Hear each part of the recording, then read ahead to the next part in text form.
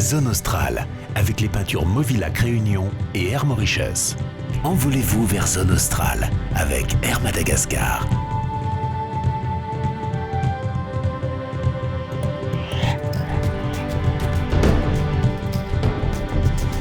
Zone Australe, pour cette 4e semaine à Fort-Dauphin, nous fait découvrir le développement économique de la région avec l'exploitation minière de l'île Ménite.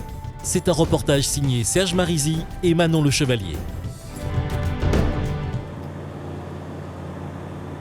Depuis la fin des années 2000, une installation de taille colossale s'est implantée au milieu des dunes de sable qui entourent Fort-Dauphin.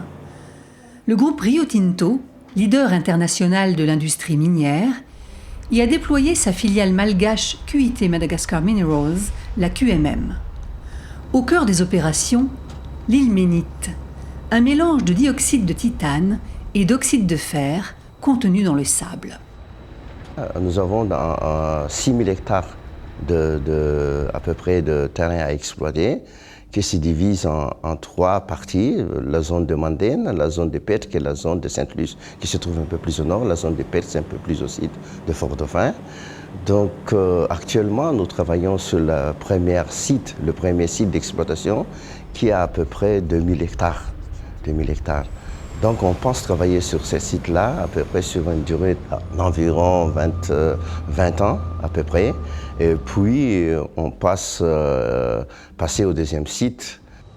L'île Ménite est utilisée dans l'industrie du pigment de couleur blanche ainsi que dans l'industrie aéronautique. On retrouve ce minerai sur pratiquement toute la côte est de Madagascar. Mais celui présent aux abords de Fort-Dauphin s'avère d'une qualité particulièrement intéressante. Tout d'abord, on choisit l'endroit d'abord.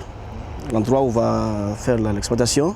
Une fois l'endroit est choisi, on fait un bassin artificiel. Ça veut dire qu'on fait de grands bassins de 250 mètres carrés. Et puis on a installé l'usine.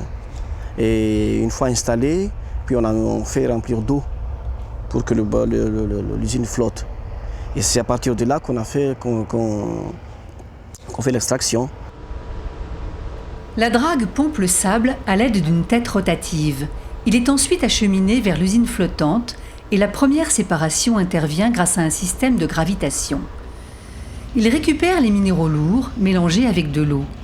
Après le séchage, une deuxième phase de séparation permet d'isoler l'île Ménite. Elle est entreposée sur le site avant d'être transportée vers le port d'Eloal, d'où elle sera exportée. Au final, seulement 5% du sable initial est retenu. Donc le port d'Eloal a été construit il y a 3 ans maintenant. La priorité du port, c'est évidemment de transporter le sable d'île Ménite à destination du Canada. Et ce sable d'île Ménite est pris par un navire de type navire minéralier, permettant d'accueillir d'autres catégories de navires, puisque ce navire minéralier ne vient qu'une fois par mois au port d'Eloal. L'île Ménite est chargée sur des navires vraquiers qui prennent la direction du Canada, où elle subira sa transformation finale. Chaque mois, 50 000 tonnes de ce minerai quittent Fort-Dauphin. La construction du port d'Eloal était donc une nécessité pour Rio Tinto. Avant son ouverture, les marchandises devaient être acheminées jusqu'à Tamatave, à 1300 km de là. Voilà, et donc le gros avantage, c'est que c'est Rio Tinto qui a financé la construction du port d'Eloal, avec une petite partie apportée par la Banque mondiale au travers du projet Pôle intégré de croissance. Et ce port, qui aurait pu être un port uniquement servant au chargement de l'île Ménite, est en fait, dès le départ, un port multi-usage qui peut accueillir toutes les catégories, comme on l'a dit, de navires. Et ça, c'est vraiment très positif, très intéressant. La construction de ce port était cependant prévue avant l'arrivée de Rio Tinto. Conformément aux études d'impact environnemental et social, un cahier des charges a été signé entre l'État malgache et la QMM. Celle-ci doit atténuer les effets négatifs de ces opérations et maximiser les retombées économiques sur la région. Je dois dire qu'il y a eu une étude très bien faite par Rio Tinto sur les impacts de la venue de cette exploitation minière dans le sud. Aujourd'hui, tout le monde reconnaît que si Rio Tinto n'était pas venu, Fort-Dauphin ne se serait pas développé. On essaie de lier le plus possible la population au développement de la mine et après l'exploitation minière, puisque théoriquement, elle durera 40 ans. Parmi les engagements de la compagnie figurent la restauration et la réhabilitation du site minier une fois l'exploitation terminée et le bassin artificiel rebouché. 20 ans avant le début des opérations, des recherches écologiques avaient déjà été engagées pour recenser les espèces végétales présentes sur le site. Une équipe environnementale se consacre à cette mission. Le but de la pépinière, c'est de conserver et multiplier les plantes. Certaines plantes sont endémiques et en voie de disparition. Donc le but, c'est de les protéger pour qu'elles continuent d'exister dans 20 ans.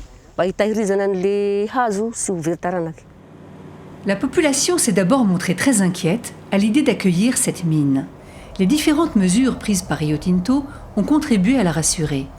Les esprits sont aujourd'hui apaisés, même si des mécontents et des questions sans réponse demeurent.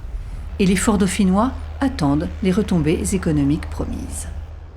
Nous sommes persuadés qu'avec la bonne position stratégique de Fort-Dauphin entre l'Afrique et l'Asie, nous serions en mesure d'accueillir quelques investisseurs choisis, c'est-à-dire arriver à créer des emplois localement pour Fort-Dauphin, pour la région, afin de donner un effet de, booster sur l'économie de cette partie de Madagascar qui en a vraiment bien besoin.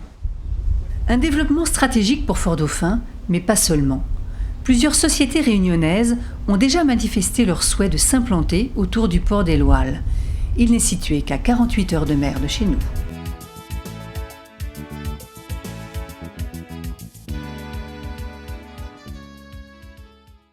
La semaine prochaine, Zone Australe poursuit son voyage à Fort-Dauphin pour expliquer la stratégie de développement touristique des hôteliers dauphinois pour attirer la clientèle réunionnaise.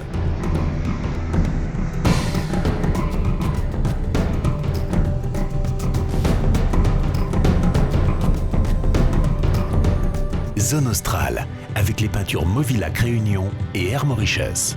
Envolez-vous vers Zone Australe avec Air Madagascar.